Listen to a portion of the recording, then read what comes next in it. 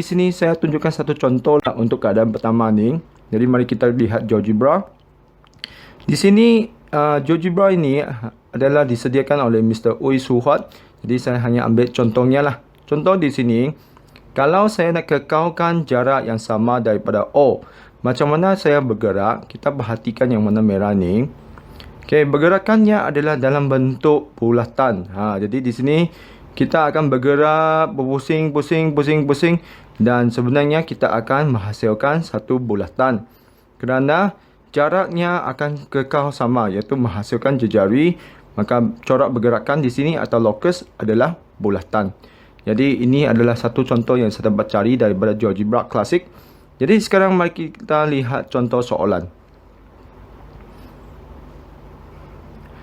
Okey, jadi kita rujuk juga kepada kita punya nokta tadi. Okey, jadi saya cuba split screen dan mungkin gambar rajangnya agak kecil. Cuba gunakan laptop atau tablet untuk tengoklah. Jadi nombor 1 ini, kita lihat soalan tu. Sebenarnya atas tu dia hanya ceritakan apakah keadaan ni. Jadi bahagian tu sebenarnya kita tak payah baca bahagian sangat. Iaitu kita terus kepada soalan. Locus bagi titik X, maksudnya X tu bergerak dengan keadaan titik tu sentiasa berjarak 3 unit daripada titik O.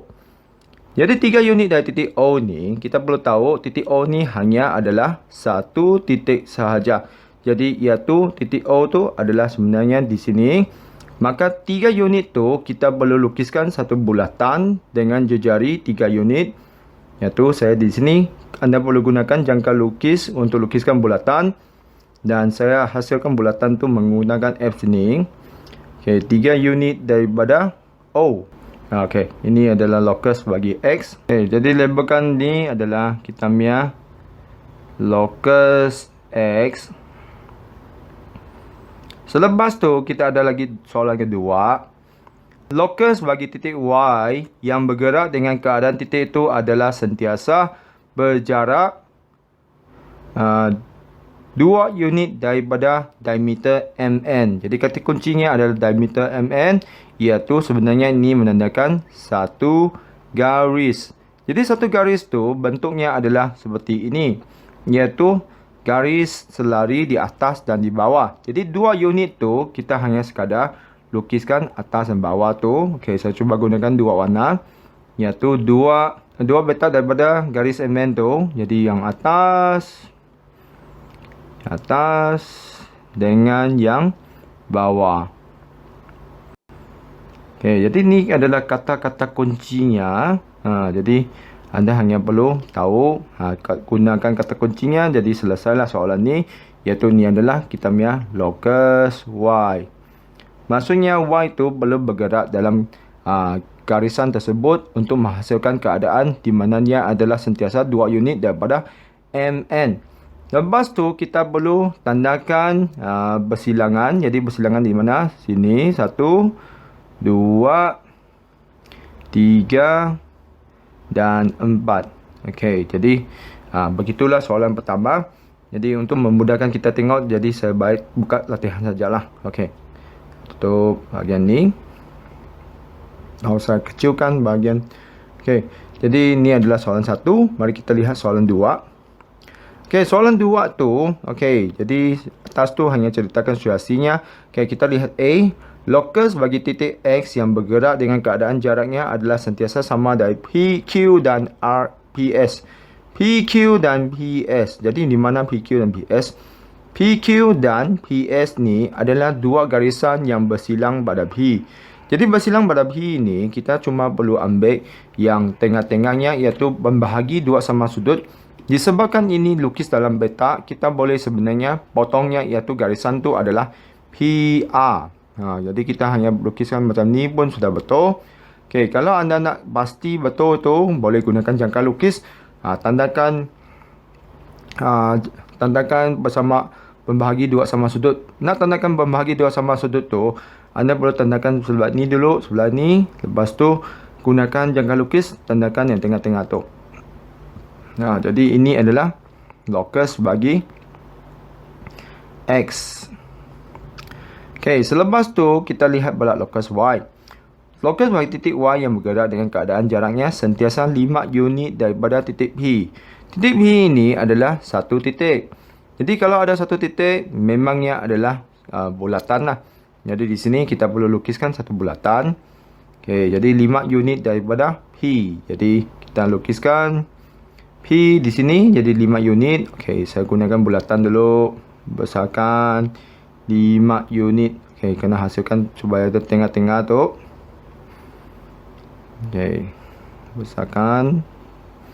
Atas ni pun 5 unit. 1 2 3 4 5. Okey, jadi tarik bawah sikit. Okey.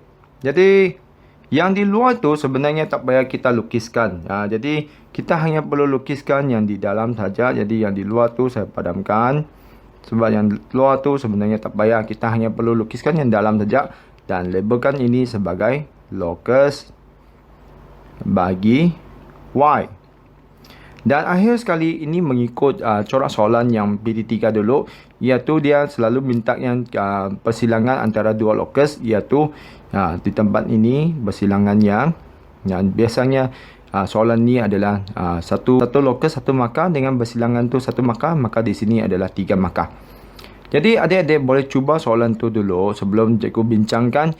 Ingat kita hanya perlu kesan kata kuncinya iaitu satu titik, dua titik, satu garis, dua garis berselari atau dua garis bersilang.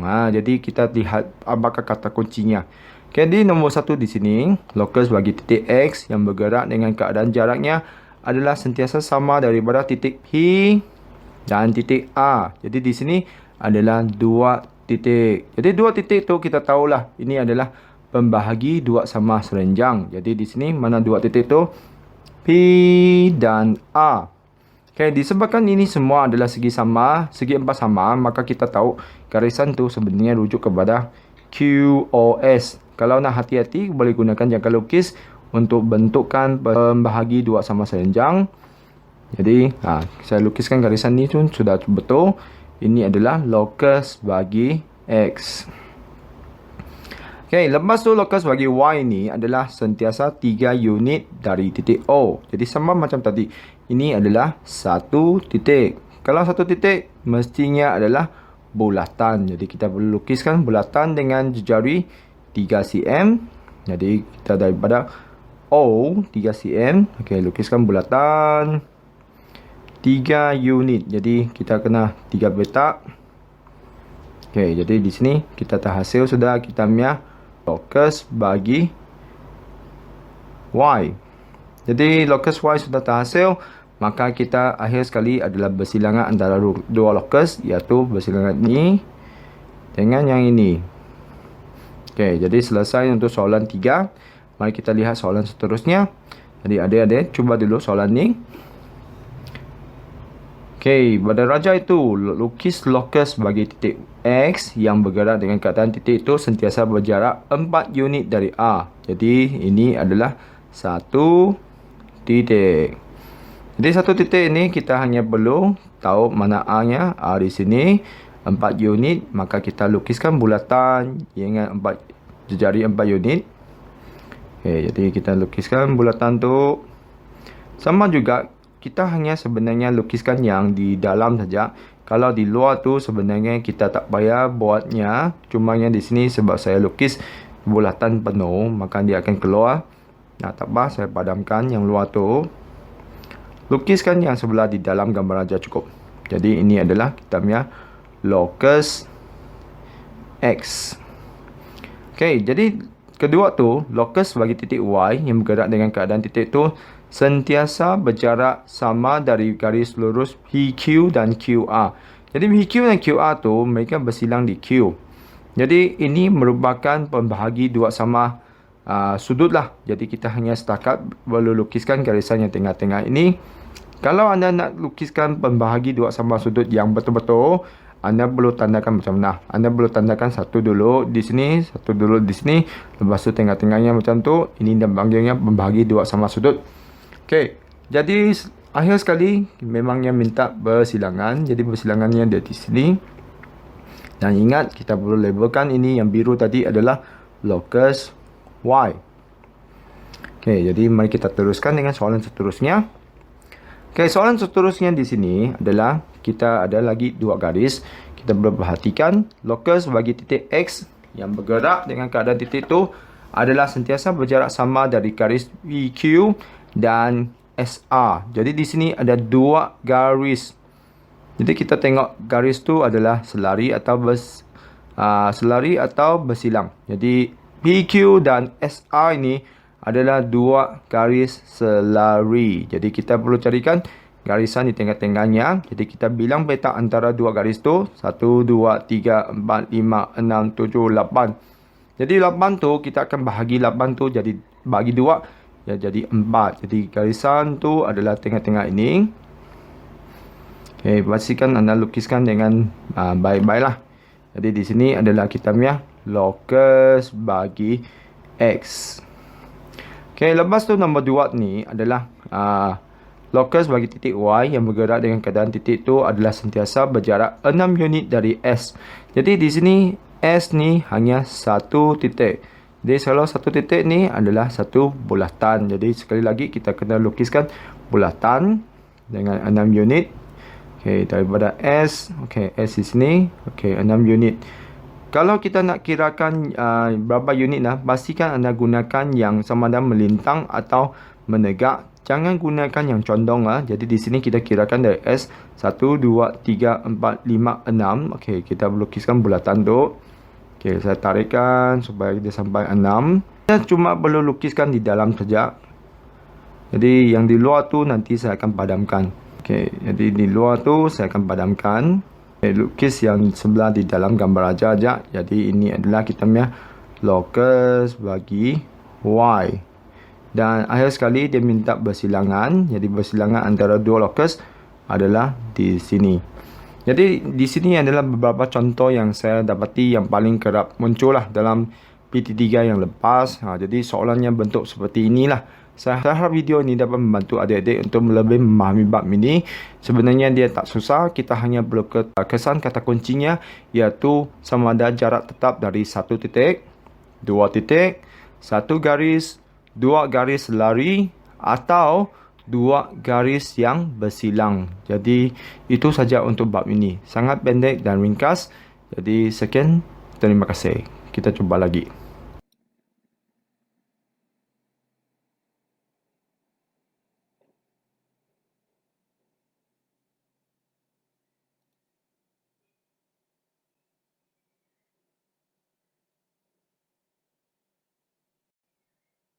Okay. Time to scout. Okay. Okay, itu adalah penerangan. Okay. Okay, penerangan berkaitan dengan locus dalam dua dimensi ni. Kamu lihatlah tadi apa yang ditunjukkan dalam video tu. Video daripada YouTube yang cikgu tunjukkan tu, dia tunjukkanlah 5x5 jenis syarat macam mana memerihalkan locus. Okey. Okey, kita lihat. Okey, di sini cikgu ambil secara kesimpulan saja tu pun secara keseluruhan lah, secara keseluruhan. Okey, kita lihat satu persatu. Okey, kita lihat yang pertama. Okey, locus bagi satu titik yang bergerak dengan keadaan jaraknya sentiasa X sama cm dari satu titik tetap O ialah satu bulatan berpusat O dan berjejari X cm. Okey, macam yang dia katakan tadi, kalau dia kata satu titik, dia adalah bulatan. Locus dia dalam bentuk bulatan lah. Ni contoh dia locus yang dihasilkan bagi hujung jarum minit. Sebuah jam ialah satu bulatan dengan jarum minit sebagai jejarinya. Okey, ni contoh dia lah. Locus dia dekat luar ni. Ni locus dia. Yang bulatan di luar ni adalah locus dia. Okey, ini tengok ni sama juga. Ini locus dia. Tunjukkan. Okey. Okey. Cikgu peringati sekali lagi. Okey, dalam locus ni, okey, pembaris pensel, jangka lukis adalah sangat diperlukan dalam membina kalau dia suruh melukislah, kalau dia suruh pembinaan sesuatu. Okey. Jadi ini untuk yang pertama tadi. Ini syarat yang pertama tadi. Okey, seterusnya kita lihat locus bagi suatu titik yang bergerak dengan keadaan jaraknya sentiasa sama dari dua titik tetap. Ialah pembahagi dua sama serenjang bagi garis lurus yang menyambung dua titik itu. Okey, ni yang kedua tadi lah. Okey, nampak kan ni ditunjukkan di sini locus di sini. Dia bagi dua sama serenjang. Okey. Kita lihat yang ketiga. Okey, locus bagi suatu titik yang bergerak dengan keadaan jaraknya sentiasa sama dari satu garis lurus ialah garis lurus yang selari dengan garis lurus itu. Okey, nampak sini dia bagi dua locus di sini. Kita tengok jarak dia sama. Okey. Jarak dia sentiasa sama. Okey, seterusnya locus bagi satu titik yang bergerak dengan keadaan jaraknya sentiasa sama dari dua garis lurus yang selari ialah garis lurus yang selari bagi garis lurus yang selari dan melalui titik tengah bagi dua garis lurus itu. Okey, ini adalah gambar dia macam mana lah, gambar yang terbentuk dia. Okey. Tu okey, yang terakhir kita lihat locus bagi satu titik bergerak dengan jarak sentiasa sama, dengan keadaan jaraknya sentiasa sama dari dua garis bersilang. Dua garis bersilang ialah pembahagi dua sama sudut bagi dua garis yang bersilang tersebut. Okey, ni locus dia di tengah ni. Dia disebut sebagai pembahagi dua sama sudut. Sudut yang terbentuk sama. Boleh dia disebut sebagai pembahagi dua sama sudut. Okey. Itu adalah yang kelima lah tadi. Okey, itu adalah yang kelima syarat. Syarat dalam memerihalkan locus. Dalam memerihalkan locus. Okey. Okey, untuk kamu tadi kamu sudah lihat kan dia ada berikan contoh-contoh dalam video dalam YouTube tadi tu. Okey. Kalau kamu macam masih mau melihat, okey. Masih mau melihat, nanti cikgu akan sertakan link YouTube itu okey dalam slide pengajaran ini. Dan lagi satu, kamu boleh lihat juga contoh-contoh dalam buku teks. Okey, contoh-contoh dalam buku teks daripada muka surat 204 sehinggalah muka surat cikgu dia sehingga muka surat 212. Di situ ada banyak contoh-contoh lagi lah, contoh-contoh yang lain diberikan berdasarkan syarat-syarat itulah, contoh-contoh untuk setiap syarat tu yang diberikan. Ada contoh-contoh yang diberikan. Untuk kamu lihat untuk lebih faham lagi lah berkaitan dengan locus dalam dua dimensi ni. Okey. Jadi kita lihat seterusnya. Okey. Kita masuk kepada kesimpulan. Kita masuk kepada kesimpulan yang seterusnya. Okey. Kita lihat di sini apa yang kamu pelajari tadi dalam chapter tadi. Okey, kita lihat memerihalkan locus bagi titik. Okey, dia ada 5 syarat. Ada 5 syarat. Okey, memerihalkan locus bagi titik. Yang pertama di sini kita tengok berjarak tetap dari satu titik tetap. Yang kedua berjarak sama dari dua titik tetap. Yang ketiga berjarak tetap dari satu garis lurus. Yang keempat berjarak sama dari dua garis lurus yang selari. Dan yang kelima berjarak sama dari dua garis lurus yang bersilang. Kan, dan seterusnya macam mana kita membina locus-locus tersebut ni lah. Okey, 5 syarat-syarat ni. Okey. Itu adalah kesimpulan apa yang cikgu dapat simpulkan daripada pembelajaran hari ini. Oke, jadi seterusnya kita lihat kerja rumah. Kerja rumah kamu boleh buat muka surat 213, uji minda 8.2E, buat soalan nomor 3 dan nomor 4. Kamu boleh hantar seboleh-bolehnya hantar sebelum jam 12 malam inilah.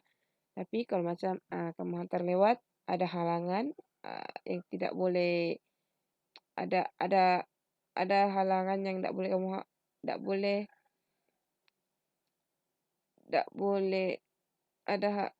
yang tidak boleh kamu elakkan. Ada halangan yang boleh kamu elakkan. Boleh cikgu akan terima juga kalau kamu hantar lewat.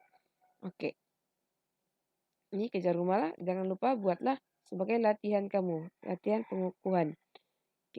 Pengukuhan. Seterusnya.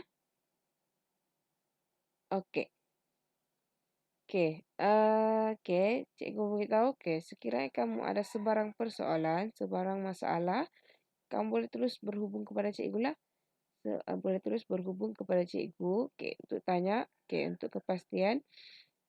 Boleh berhubung, tanya dalam grup WhatsApp, ataupun boleh WhatsApp cikgu secara personal, PM secara personal lah. Untuk tanya apa yang kamu tidak faham kah, ataupun ada yang kamu tertinggal. Oke. Itu saja, rasanya itu saja untuk kelas hari ini. Kita akan jumpa lagi dalam kelas yang seterusnya lah. Dalam kelas yang seterusnya nanti kita akan habiskan bab 8 ini. Sekian saja daripada cikgu. Assalamualaikum warahmatullahi wabarakatuh dan sekian, terima kasih.